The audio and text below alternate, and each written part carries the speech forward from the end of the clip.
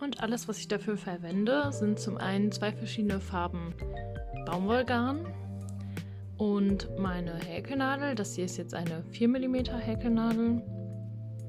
Und später brauche ich dann noch einmal eine Schere und so eine Stoffnadel.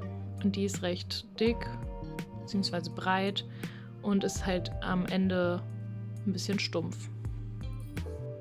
Und ich starte jetzt mit einer der beiden Farben. Mit welcher ist eigentlich egal. Das kann man sich aussuchen. Ich starte jetzt mit meinem Rosa und mache mir hier erstmal eine Schlaufe. Und dafür lege ich das Ganze hier in so einen Ring und hole mir dann von hinten durch den Ring hier den langen Faden durch und ziehe das Ganze fest. Und so habe ich hier eben diese Schlaufe gebildet. Und die ziehe ich jetzt auf meine Nadel. Und dann sieht das Ganze so aus. Und ich starte jetzt mit Luftmaschen. Und für Luftmaschen ist es ganz einfach. Ich habe hier immer die Schlaufe auf der Nadel. Und um eine Luftmasche zu machen, hole ich mir durch die Schlaufe einfach den langen Faden hier durch. Ganz simpel, wickel den einfach einmal um meine Nadel und ziehe den hier durch die Schlaufe, die ich auf der Nadel habe.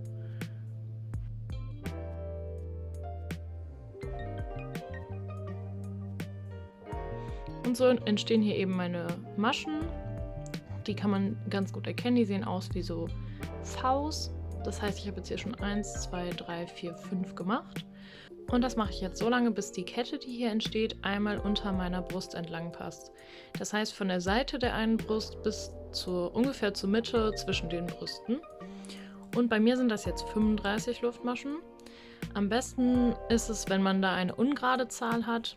Und das heißt, ich mache jetzt erstmal weiter, bis ich hier 35 gemacht habe. Und so sieht das Ganze dann aus. Das passt jetzt also einmal unter meiner Brust entlang. Und jetzt starte ich mit halben Stäbchen und die mache ich auch für den gesamten Cup. Dafür mache ich jetzt zunächst eine weitere Luftmasche, also eine 36. So, und die werde ich jetzt gleich überspringen. Die ist ja also nur, um an Höhe zu gewinnen. Und ich gehe hier in die zweite. Das heißt, für halbe Stäbchen wickle ich den Faden einmal um die Nadel, gehe dann jetzt in die Masche, das heißt hier in die zweite,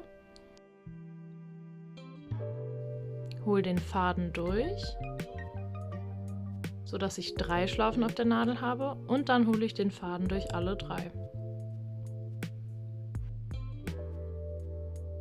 Ich zeige es nochmal, rumwickeln, hier in die nächste Masche gehen, Faden durchholen und durch alle 3 holen.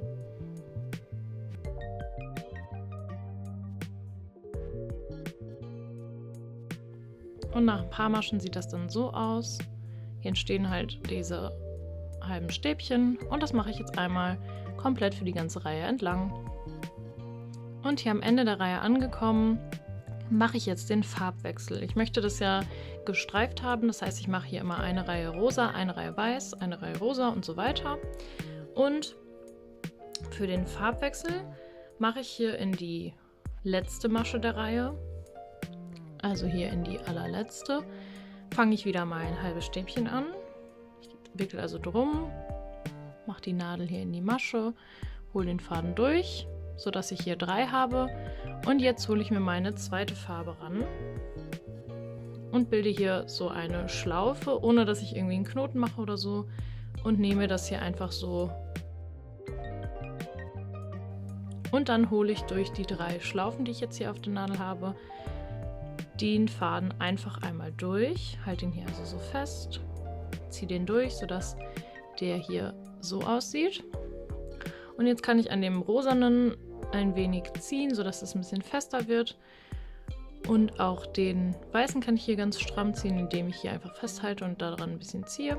Und jetzt häkle ich mit dem weißen weiter. Und um in die nächste Reihe zu kommen, mache ich jetzt eine Luftmasche. Genau wie ich es am Anfang gemacht habe. Und dann drehe ich das Ganze einmal um. Und jetzt häkle ich wieder von rechts nach links. Und um hier das kleine Ende zu vernähen, nehme ich das hier erstmal einfach in der nächsten Reihe mit.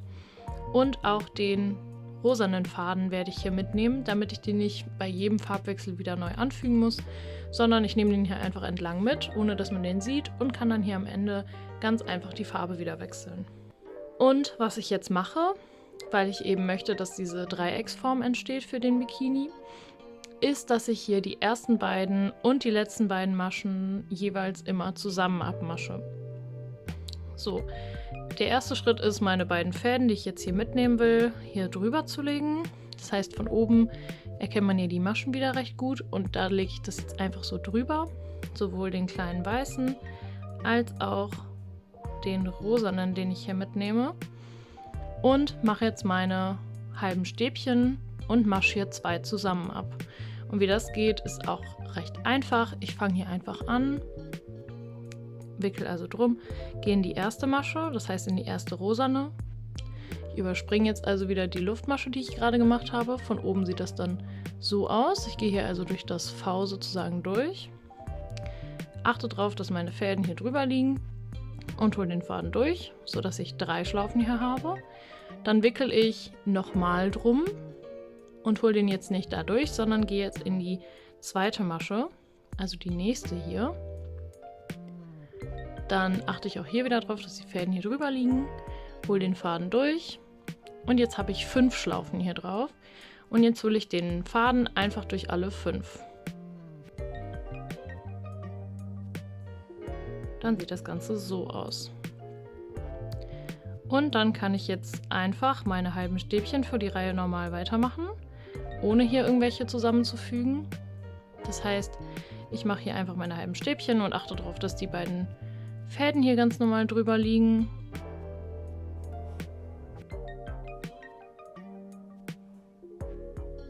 Und dann kann ich, wenn ich hier ein paar Maschen gemacht habe, ein bisschen an den Fäden, die ich mitnehme, hier ziehen. Das mache ich aber nicht zu doll. Ich nehme also den einen und ziehe hier so ein bisschen dran, damit der hier nicht so sehr absteht. Und das gleiche mache ich mit dem anderen. Und wenn ich das zu sehr mache, dann kann es halt passieren, dass sich das hier so zusammenzieht. Das heißt, ich mache das immer nur ein bisschen, sodass der hier einfach nicht absteht. Und dann kann ich, wenn ich den weißen hier noch ein paar Maschen weiter mit reinhäkel, auch gleich einfach schon abschneiden. Und so ist das kleine Ende hier schon mit reingehäkelt.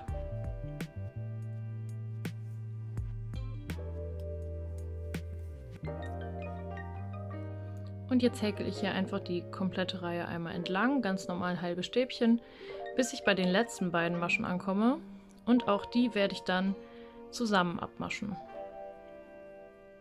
Und wenn ich hier am Ende angekommen bin, dann kann ich hier von oben wieder drauf schauen und kann hier erkennen, dass jetzt nur noch 2 Maschen übrig sind bis zum Ende hier. Und jetzt masche ich die letzten beiden halben Stäbchen wieder gemeinsam ab und mache dann auch direkt für die nächste Reihe wieder einen Farbwechsel. Das heißt, ich gehe hier wieder hin und wickel drum, gehe in die erste Masche, hole den Faden durch und wickel nochmal drum, gehe in die nächste Masche, hole den Faden auch hier durch, sodass ich jetzt 5 Schlaufen hier auf der Nadel habe. Und um jetzt in die nächste Reihe zu gehen, wechsle ich wieder die Farbe. Das heißt, ich lasse den weißen hier so hängen und hole durch die 5 Schlaufen jetzt meinen rosanen Faden. Jetzt kann ich den weißen hier ein bisschen festziehen und jetzt, um in die nächste Reihe zu kommen, mache ich wieder eine Luftmasche, drehe das Ganze um und so sehen meine ersten beiden Reihen jetzt aus. Und jetzt nehme ich den weißen Faden hier wieder mit, indem ich den hier wieder so hochlege, überspringe hier wieder die erste Luftmasche und gehe hier in die zweite, also sozusagen in die erste weiße und masche auch hier am Anfang jetzt wieder die ersten beiden zusammen ab.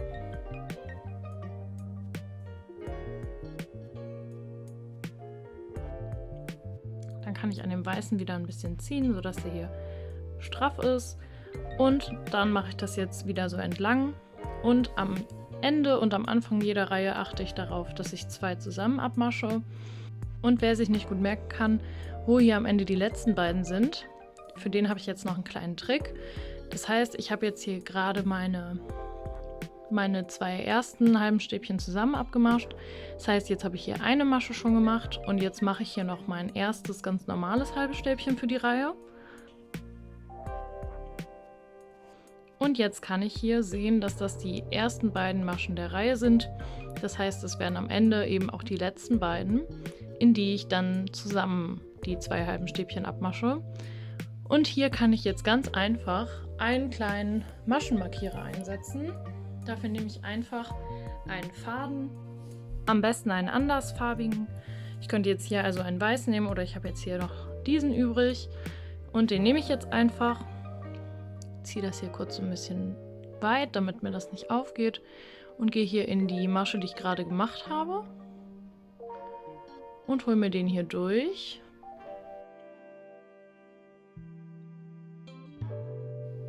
Dann fädel ich den Faden hier wieder drauf und ziehe den wieder stramm.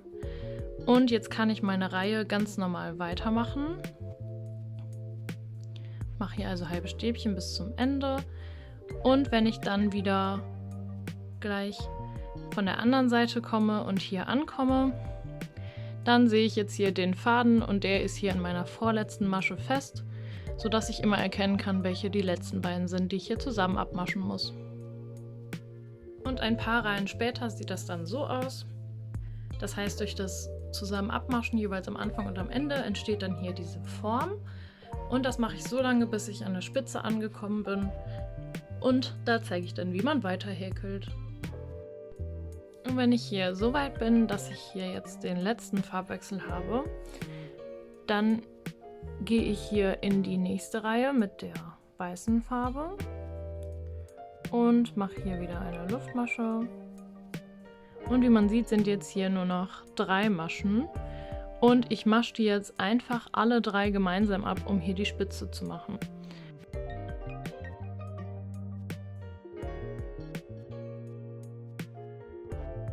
Und jetzt wickle ich noch ein drittes Mal drum, gehe in die dritte Masche und hole den hier durch und hole den Faden jetzt durch alle 7, die ich hier auf der Nadel habe.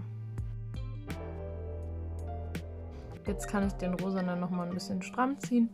Und jetzt mache ich hier im Prinzip eine Luftmasche oben, hole den Faden jetzt so durch und schneide den jetzt hier ab. Und wenn ich den ganz durchgeholt habe, dann kann ich den hier ordentlich festziehen. Und so ist das hier zu dieser Dreiecksform geworden. Und um den rosanen jetzt zu fixieren, kann ich den hier genug stramm ziehen. Und jetzt kann ich die beiden Fäden hier einfach miteinander verknoten. Auch hier nicht zu stramm, sondern nur ein bisschen. Und mache jetzt hier einfach 2 Knoten.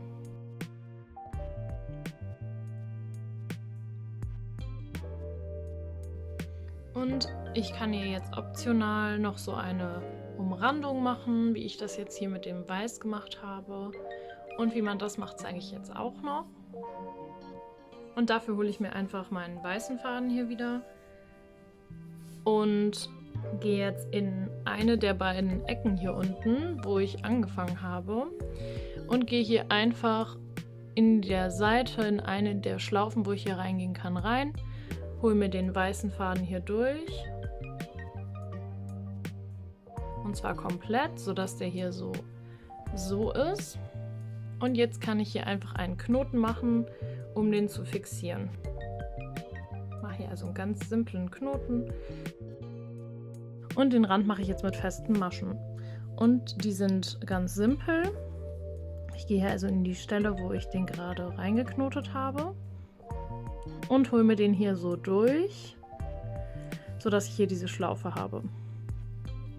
Jetzt kann ich eine Luftmasche machen, sodass der hier fixiert ist. Und jetzt gehe ich hier einmal komplett entlang und mache eben feste Maschen. Und dafür gehe ich jetzt hier in den nächsten Teil, wo ich hier reingehen kann. Hier gibt es nicht wirklich eine Regel. Ich gehe hier einfach irgendwo rein, wo ich mit der Nadel durchkomme, hole den Faden durch, sodass ich hier die 2 Schlaufen auf der Nadel habe, und dann hole ich den Faden durch die 2. Das heißt, ich wickle hier vorher nicht drum, sondern ich gehe jetzt einfach in den nächsten Part, wo ich hier reingehen kann. Einfach in regelmäßigen Abständen, hole den Faden durch und hole den Faden durch beide. Das mache ich hier auch nicht zu stramm, damit sich das nicht so zusammenzieht.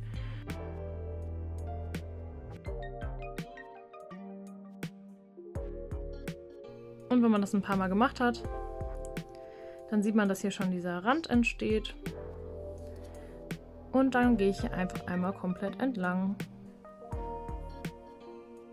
Und wenn ich hier einmal entlang gegangen bin und hier oben in der Ecke ankomme, dann mache ich auch hier wieder eine feste Masche.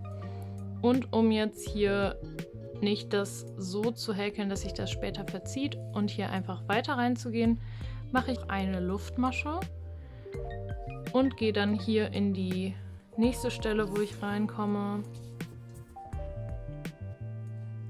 und mache mit festen Maschen weiter. Und jetzt gehe ich auch einmal wieder an dieser Seite entlang bis zur Ecke, mache da wieder eine Luftmasche, gehe hier entlang und mache hier auch eine Luftmasche und verbinde das dann.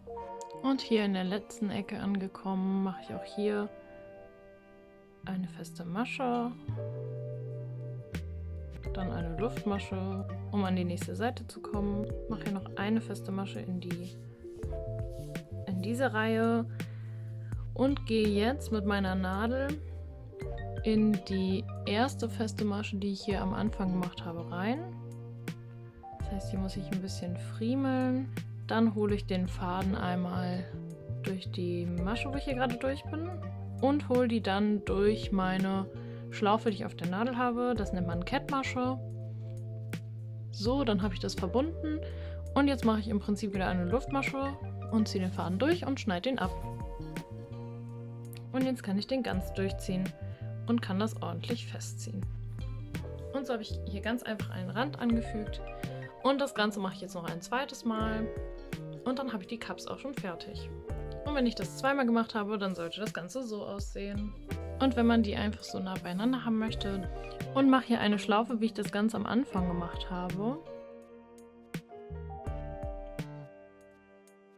Und wichtig ist hier noch, dass es jetzt jeweils eine Vorderseite gibt, wo hier der Rand etwas ordentlicher aussieht und an der Rückseite sieht er eben so aus.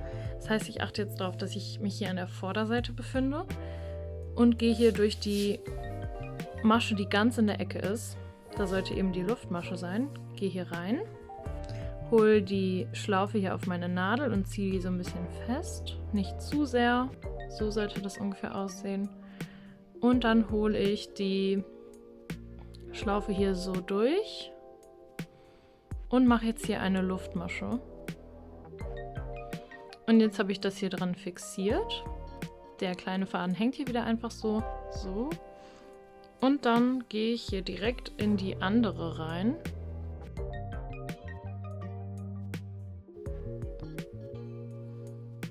Und mache jetzt hier eine Kettmasche. Ich hole den Faden also dann hier durch und hole den Faden auch durch die Schlaufe, die ich auf der Nadel habe, sodass das jetzt hier verbunden ist. Und jetzt gehe ich noch hier in die erste Luftmasche, die ich gemacht habe, und mache hier auch wieder eine Kettmasche. Und gehe noch ein weiteres Mal in den ersten Teil, wo ich drin war, mache hier nochmal eine Kettmasche, sodass das jetzt hier so verbunden ist. Und dann hole ich den Faden hier einfach wieder durch, ziehe den lang, ziehe den durch und schneide den ab.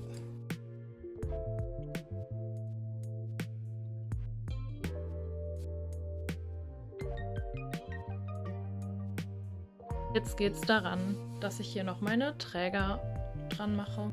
Und das mache ich ähnlich, wie ich das jetzt gerade gemacht habe. Ich bilde wieder eine Schlaufe. Gehe mit meiner Nadel hier von vorne durch die obere Stelle. Hole die Schlaufe hier durch, sodass das hier so aussieht. Und mache jetzt hier eine Luftmasche. Jetzt habe ich das wieder fixiert. Und jetzt mache ich so viele Luftmaschen, dass mir der Träger hier lang genug ist. Und das sind so 150 bis 200. Und das mache ich jetzt erstmal.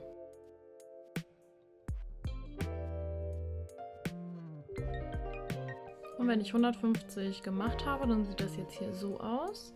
Das heißt, hier ist jetzt dieses lange Band dran.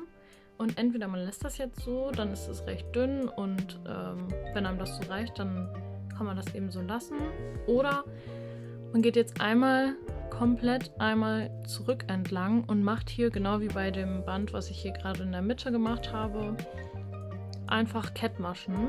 Das heißt, ich mache das jetzt so, ich gehe hier einfach in die nächste Masche, hole den Faden durch und hole den Faden durch meine Schlaufe.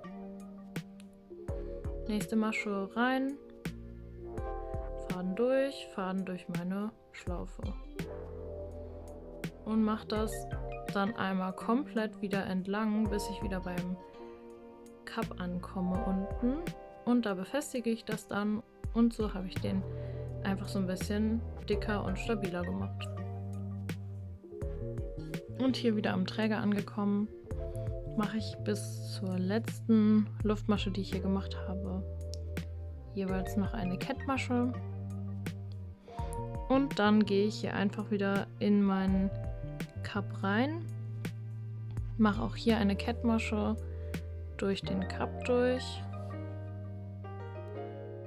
so dass das hier befestigt ist.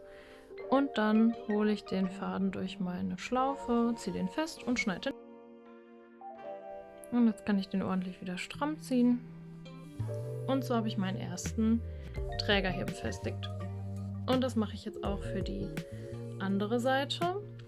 Und dann mache ich das gleiche auch jeweils an den beiden Seiten hier. Und da halte ich das dann zwischendurch einfach mal an meinen Körper, um zu schauen, ob das lang genug ist, um einmal rumzupassen. Und wenn ich das gemacht habe, dann habe ich schon alle Bänder befestigt. Und im nächsten Schritt kümmere ich mich noch um die Fäden, die hier alle noch so abstehen. Und die kann ich einfach ganz simpel dann hier auf meine Nadel fädeln. Und dann achte ich darauf, dass ich mich hier auf der Innenseite befinde. Und gehe dann hier einfach mit der Nadel so ein bisschen durch das Muster durch.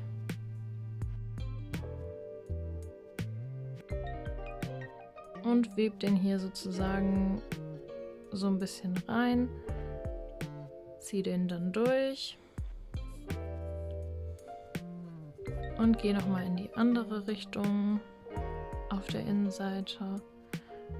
Und mache das mit allen Fäden, die hier noch abstehen, damit man die später nicht mehr sieht und die hier gut fixiert sind.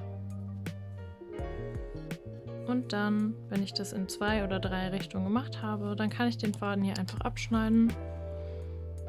Und wenn ich das mit allen Fäden gemacht habe, dann ist mein Bikini auch schon fertig.